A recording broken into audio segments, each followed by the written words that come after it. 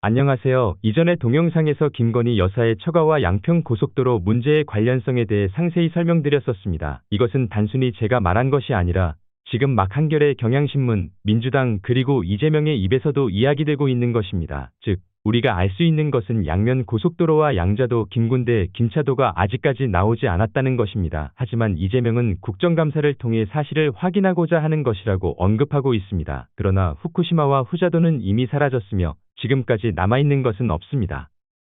또한 제 생각에는 2차도도 곧 사라질 것 같습니다. 이재명의 2차도도 사라질 것이라고 생각하시나요? 따라서 국민들을 대상으로 사실과 다르게 이야기하는 것은 적절하지 않습니다. 검찰은 이화여자대학교 정경심 교수가 이재명 경기지사에게 매일 압박을 받고 있다고 주장하지만 실제로는 민주당과 이재명 지사가 대중에게 압박을 가하고 있는 것이 아닐까요? 그들은 이와 같은 행동을 부추기며 대중에게 해를 끼치고 있습니다. 이는 지난 회의에서 논의된 양평고속도로 문제와 유사합니다. 따라서 김건희의 아내에 대한 왕성한 지원 문제는 더 이상 관련이 없으며 무의미한 논쟁만 남아 있습니다. 김건희의 아내가 소유한 땅을 모르는 척한 환경부 장관을 비난할 수는 없습니다. 모든 주소와 위치를 기억하는 것은 불가능합니다. 문맥 없이 숫자나 주소만 제공하는 것은 무의미합니다. 이 문제만으로 환경부 장관의 사퇴를 요구하는 것은 불공정합니다. 의회의원의 수준이라면 우리가 그것을 가지고 있더라도 사실은 시간 낭비일 뿐입니다. 그리고 이번에 원희룡 장관은 매우 현명한 결정을 내렸습니다. 그가 시사하는 제안을 받아들인다는 것은 약간 어색할 수 있지만 그 제안이 무엇이었는지는 약간 합리적인 제안을 했습니다. 문제가 끝났음에도 불구하고 국정조사를 계속 이야기하고 있는 민주당과 비교했을 때 국정조사를 해야 한다고 말하는 것은 조금 지나친 것 같습니다. 그리고 양당의 전문가로 구성된 검증위원회를 구성하여 이를 마무리하는 것이 좋습니다.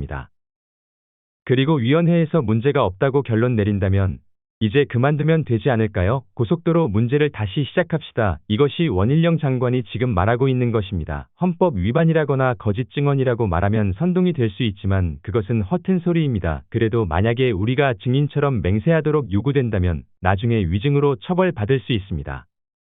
우리는 철저한 조사를 통해 이 문제를 해결할 수 있습니다. 전 장관이 저지른 위반 사항은 정확하게 기록되어 정당한 해명의 여지가 없습니다. 양평 고속도로 문제가 신속하게 해결될 것을 기대합니다. 그러나 민주당 지지자 중에는 이 문제를 해결하려는 의지가 부족한 사람들이 있는 것 같습니다. 특히 뉴스타파 기자라고 주장하는 봉지옥이라는 개인은 문제를 부추기고 있습니다. 그의 발언은 매우 의문스럽고 주의가 필요합니다.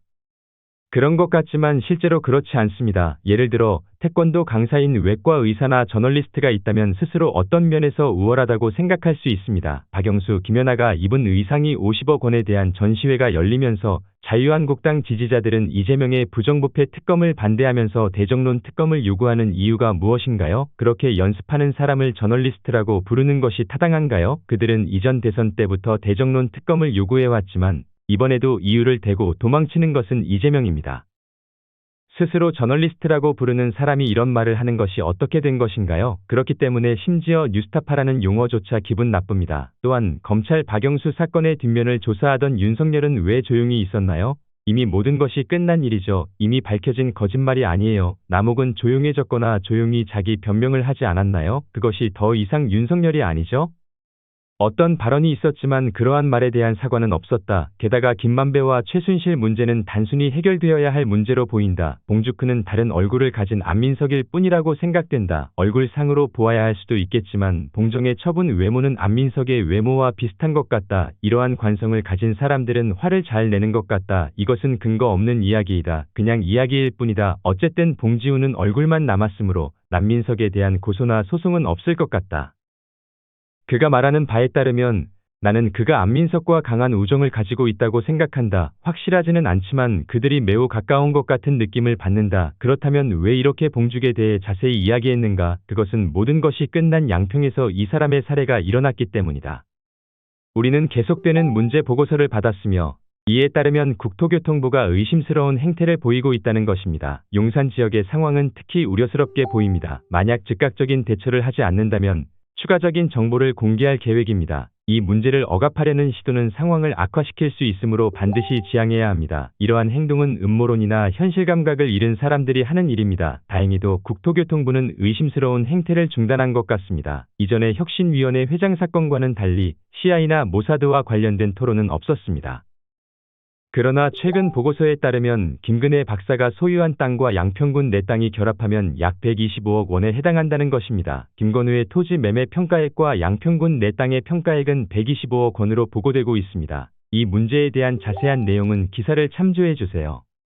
이 주제에 대해 논의하면서 125억 원의 가치가 있다는 것을 계산했습니다. MBC에서 이와 같은 이야기를 들어본 적이 있나요? 만약 이게 진실이고 봉주억이라는 사람이 120억 가까운 가치를 가졌다면 MBC는 그냥 조용히 있을까요? 5시, 7시 또는 9시 뉴스에서 김건희는 판매할 수 없는 쓸모없는 땅이라고 했지만 실제로는 125억의 가치가 있다. 와 같은 발언을 하면서 MBC는 모든 뉴스 매체를 사용할 수 있습니다. 그러나 왜 여전히 조용한 걸까요? 어쩌면 MBC도 이것이 믿기 어려운 이야기라고 생각하기 때문일 수도 있습니다. 따라서 우리는 뉴스 기사를 통해서라도 125억 원의 가치가 어떤 과정을 통해 유도되었는지, 어떤 감정사가 사용되었는지 알 수 없습니다. 평가 기준이 무엇인지 잘 모르겠지만 이는 초반에 120억 원으로 발표되었으며 정부가 2021년에 발표한 공시가격의 거의 3배에 해당합니다. 그러나 항상 정부 지정 개인 공시가치와 평가 기준 사이에는 차이가 있으며 둘 간의 차이는 몇 배에 달할 수도 있으므로 기준을 깨끗이 알지 못하면 평가가 어떻게 이루어졌는지 이해하기 어렵습니다. 몇 년 만에 기준을 제시하고 가치가 거의 3배 증가했다고 주장하면서 큰 성과인 것처럼 자랑하는 것은 합리적이지 않습니다. 게다가 3배 증가하는 것은 놀라운 일이 아닙니다. 더 강력하게 주장한 사람들이 있습니다. 민주당은 2022년에 어떻게 주장했습니까? 그들은 56배 증가했다고 주장했습니다. 그게 무슨 의미인가요? 적어도 이 수준은 아닙니다. 그것은 단지 50배 정도입니다. 그들은 거의 60배의 이익을 얻었다고 주장했습니다. 지난해에 대해 물어볼까요? 한준호는 2023년에도 같은 주장을 했나요? 아니요. 그에 대해 자세히 이야기해도 의미가 없어 보입니다. 국토교통부가 설명을 제공했고 그 설명을 들은 결과 합리적으로 보여서 더 이상 이야기할 필요가 없습니다. 한준호는 문제를 일으키려는 건가요? 그는 방금 전 가방으로 때렸다고 하던데 그런 사람과 비교하면 그는 분명 상책을 갖고 있는 것 같습니다. 설명을 듣고 납득하였으니 더 이상 이야기할 필요가 없습니다. 이제 대화는 끝입니다. 그래서 한준호가 무슨 말을 하고 싶었는지는 모르겠고 그것을 잊어버렸습니다. 원희룡 장관이 내가 그 집 사건을 언급했냐고 물었지만 그 직원은 김건희였고 그는 거짓말을 했습니다. 그는 그것을 알고 있었는데 왜 그런 말을 했을까요? 사퇴하세요. 그것이 논의할 수 있는 전부입니다. 김건 박사의 사건에 대해서는 제 설명을 들으면 할수록 악화되는 것을 이해할 수 있을 것입니다. 이것은 자랑할 만한 일이 아닙니다. 일반 기자라면 MBC 기자들도 조금 이상하게 생각할지 모르지만 이를 은폐라고 말하는 뉴스타파 기자는 MBC 기자들이 다루지 못하는 부분조차 다루지 않고 있습니다.